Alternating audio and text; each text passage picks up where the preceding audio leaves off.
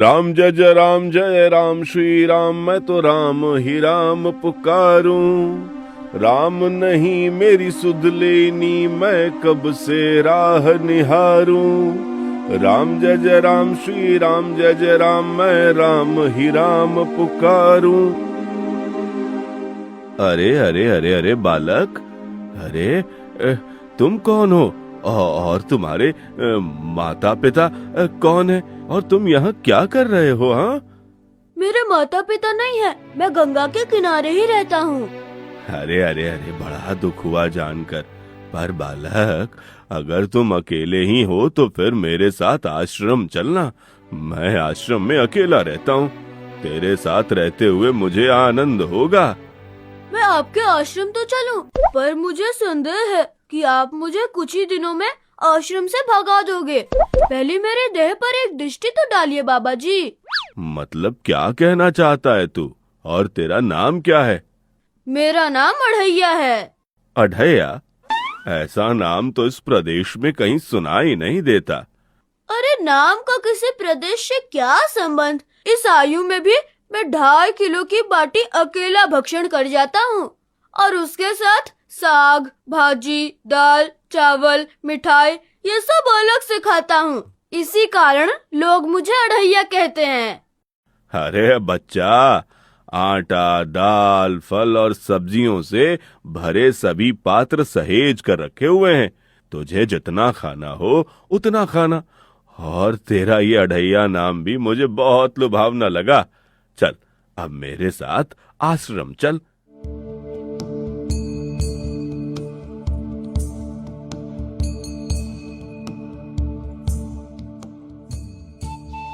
आप जितना काम बोलोगे सब कर दूंगा बाबा जी, लेकिन भोजन खिलाने में कोई कमी मत करना।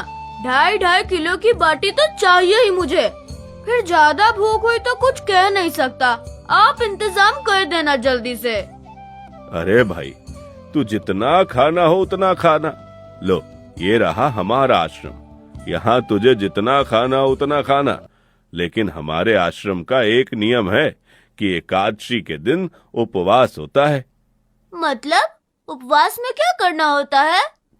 उस दिन आश्रम में चूल्हा नहीं जलेगा। उस दिन भूखा ही रहना पड़ेगा। वो महीने में कितनी बार आती है?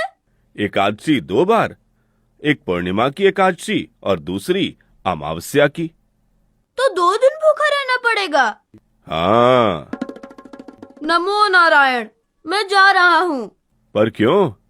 नहीं बाबा जी, एकादशी के उपवास करने पड़े यह मुझे पसंद नहीं। ठीक है, उपवास के दिन तू फल खा लेना, भर पेट, और दूध पी लेना जितना पी सके।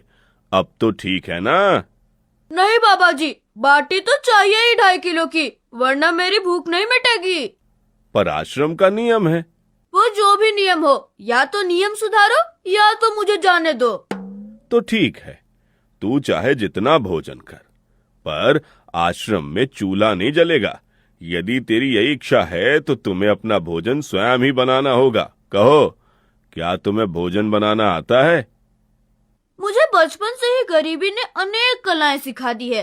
रसोई बनाना भी मुझे भली भांति आता है। तो फिर आटा सब्जी लेके आश्रम से दूर जंगल में जाके वहां रसोई बनाकर पा लेना।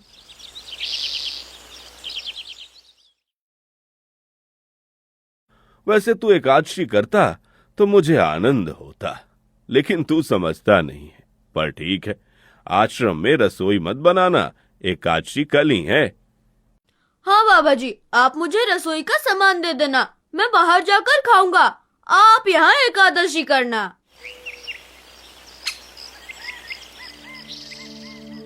बेटा, अभी भी कह रहा हूँ, आश्रम के नियम का उल्लंघन मत कर।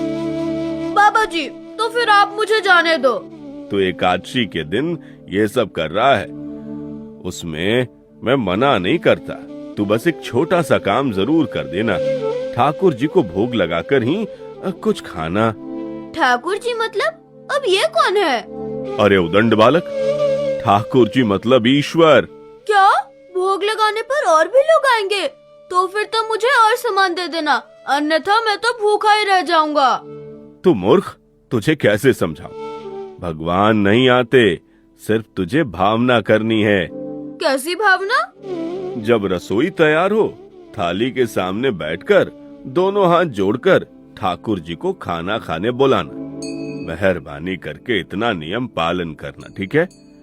ये लड़का ठीक है, लेकिन एकादशी की होती तो कितना अच्छा होता।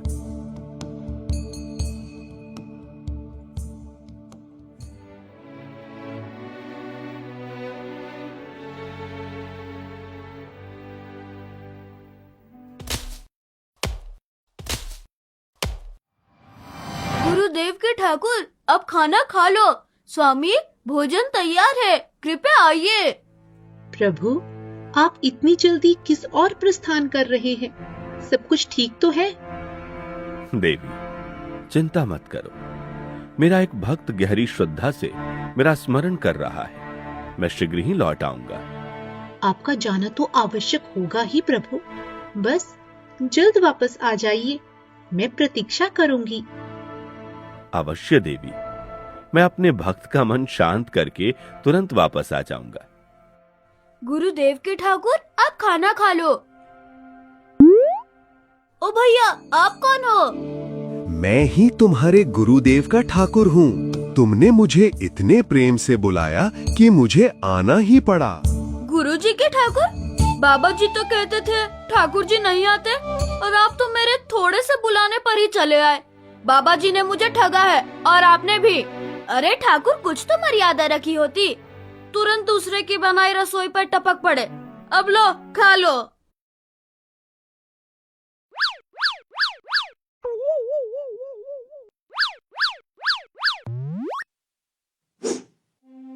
तू आ गया?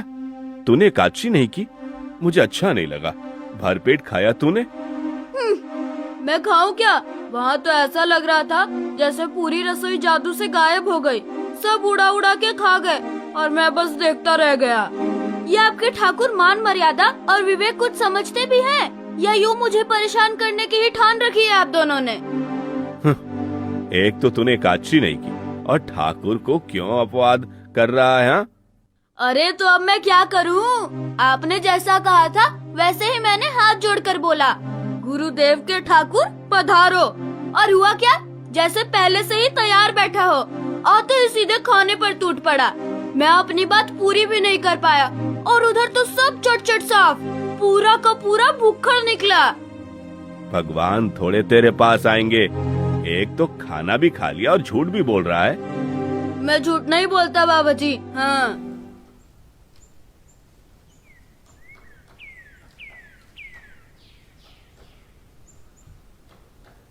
कल एकादशी है। हाँ बाबा जी, मैंने कैलेंडर देख लिया है। कल मैं 1.5-2 किलो नहीं, पूरे 5 किलो आटा लूंगा, क्योंकि आपका ठाकुर आता है। 2.5 किलो का खाना उनका और 2.5 किलो का मेरा। तुझे जितना लेना हो उतना ले लेना। या तो तेरी खुराक बड़ी होगी, या तो मेरे मित्र आए होंगे खाने। ठाकुर जी को अपवाद क्यों कर रहा है?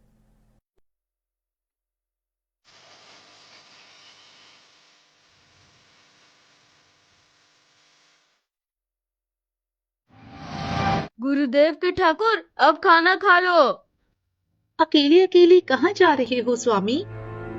मेरा एक भक्त मुझे भोजन के लिए बुला रहा है। तो फिर मुझे भी साथ ले चलें। पर जानकी, वहाँ पर 2 लोगों के लिए भोजन की व्यवस्था नहीं है। कोई बात नहीं, जितना भी होगा हम आधा आधा बांट लेंगे। ठीक है, चलो। पर वो लड़का कुछ भी बोले, उसकी तरफ ध्यान मत देना। गुरुदेव के ठाकुर, अब खाना खा लो। ठाकुर, ये बहन कौन है? ये बालक मुझे बहन कह रहा है। जानकी, तुम शांत हो जाओ और भोजन ग्रहण करो। ठाकुर, ये है कौन? ये मेरी पत्नी है। ओह, तो आप शादीशुदा हैं। घर में तो खाना था ही नहीं और आप चले आए। अरे आने से पहले बता तो देते ना, जरा सी अकल है कि नहीं? एकादशी की ऐसी की तैसी।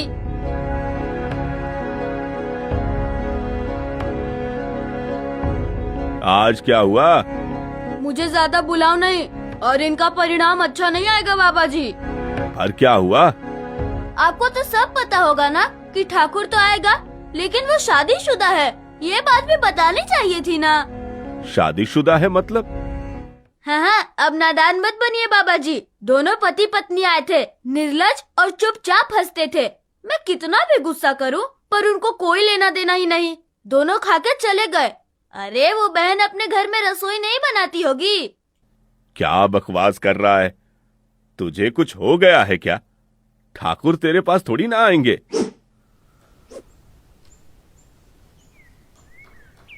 कल एकादशी है। हाँ हाँ, मैंने कैलेंडर पहले ही देख लिया है। आज मैं 5 किलो आटा नहीं लूंगा, 7.5 किलो आटा लूंगा। 2 लोग वो और एक मैं। तुझे जितना ले जाना है उतना राशन ले जाना। मैं कब मना कर रहा हूँ, पर तू झूठा नाटक मत करा कर। नाटक नहीं कर रहा गुरुजी, मैं झूठ नहीं बोलता हूँ। आप ही खेल खेलते हो। 2 एकादशी से भूखा मार डाला मुझे।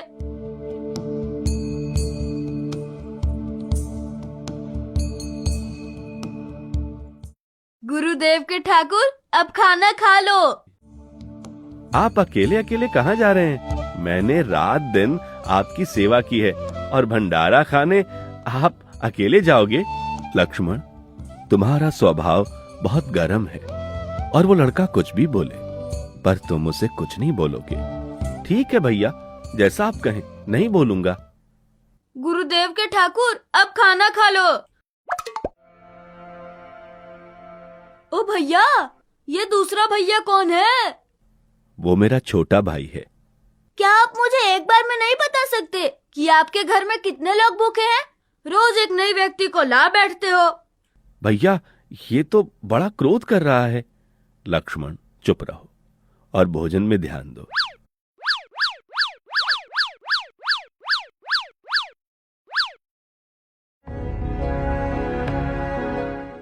आज तो ठीक से खाना खाया ना? मुझे गुस्सा मत दिलाओ बाबा जी। पता नहीं इस बच्चे की क्या समस्या है। कल एकादशी है। हाँ बाबा जी, मैंने कैलेंडर में देख लिया है। आज मैं 10 किलो आटा लूंगा। 10 नहीं, 20 किलो राशन ले जा। लेकिन तू झूठ बोल के ठाकुर का अपमान मत कर। आप मेरी बात कभी नहीं मानोगे। मैं झूठ नहीं बोलता। गुरुदेव के ठाकुर, अब खाना खा लो। आज मैं भी आपके साथ जाऊंगा प्रभु। चलो हनुमान, वहाँ कुछ बोलना नहीं, चुपचाप भोजन पा लेना। गुरुदेव के ठाकुर, खाना खा लो। ठाकुर, अब ये दूसरे भैया कौन है? वो मेरा सेवक है। सब कुछ यूं ही छोड़कर अड़ैया क्रोधित होता हुआ आश्रम की ओर चल पड़ता है। कुछ दिन बीते और फिर नई एकादशी आने वाली थी, मगर अब अड़ैया का सब्र का बांध टूट चुका था। कल एकादशी है। हाँ, मैंने कैलेंडर पहले ही देख लिया है। आज मैं 12.5 किलो आटा ले जाऊंगा। कुछ भी हो जाए, आज उन लोगों को छोड़ूंगा नहीं। मन में ऐसा विचार करते हुए अड़ैया रसोई बनाने जंगल की ओर निकल पड़ता है। गुरुदेव के ठाकुर, अब खाना खा लो। अरे यार, आज तो तूने कुछ बनाया ही नहीं। अब ऐसा ही होगा। आपके भैया को बोलो लकड़ियाँ काट के लाए, और इस पवन पुत्र को बोलो आग जलाए।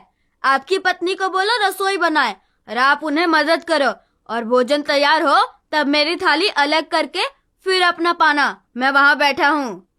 अरे, तेरी बनाई हुई रसोई तो हम पिछली 4 एकादशी से पा रहे हैं, लेकिन आज हम तुझे खिलाएंगे। हनुमान, तुम लक्ष्मण को साथ ले जाकर लकड़ियां काट लाओ।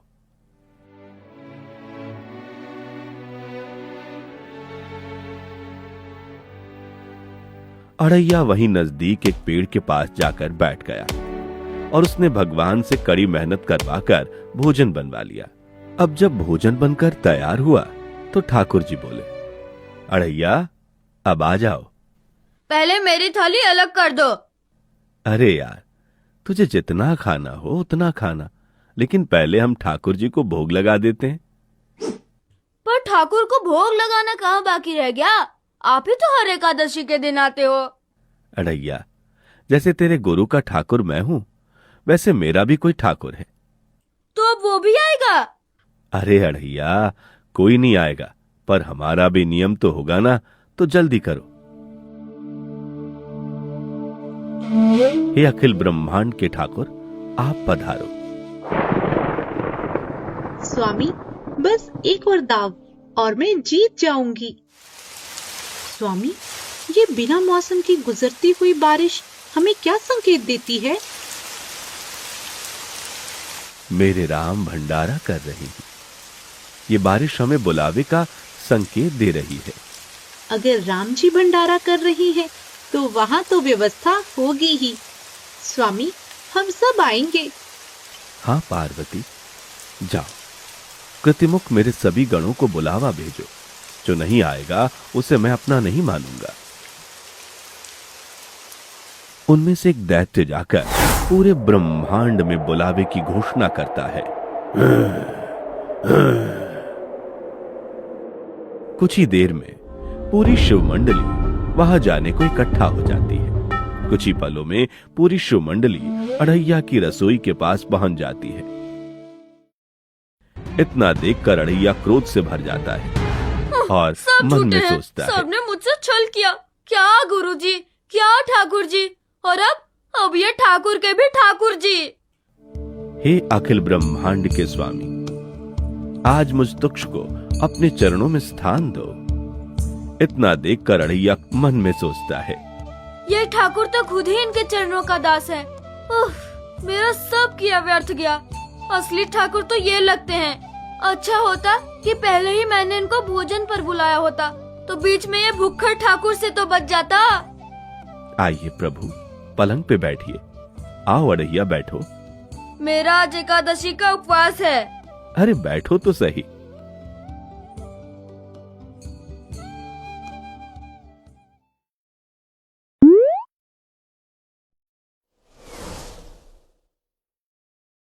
ठाकुर, आपने अपने लोगों की पूरी थाली भर दी और मुझे सुपारी के दाने बराबर एक टुकड़ा दिया।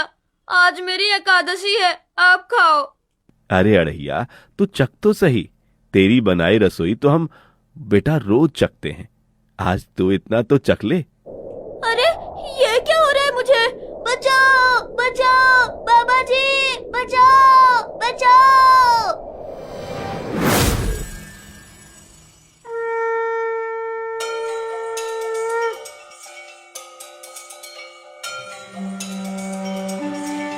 उठो अड़ैया। हे असंख्य जीवों के मालिक, मुझे माफ कर दो। मैंने आपको बहुत भला बुरा कहा। मैं आपको जान नहीं पाया। नहीं अड़ैया, तुम मुझे दिल से बुलाते थे, तभी तो मैं तुम्हारे पास आता था, और तुम्हारे सभी बंधनों को काटना मेरी जिम्मेदारी थी। जाओ, अब नई जिंदगी की शुरुआत करो। मैं अभी आया। उससे पहले ठाकुर आप और ठाकुर के ठाकुर आप यहाँ से कहीं गए तो आपको राम दुहाई है। मैं अभी आया। अब अड़ैया लपकते हुए अपने गुरुजी के पास जाता है। बाबा जी, कितने सालों से ठाकुर मंदिर में विराजे हैं? 100 साल से। कभी ठाकुर ने रूबरू आकर भोजन पाया है?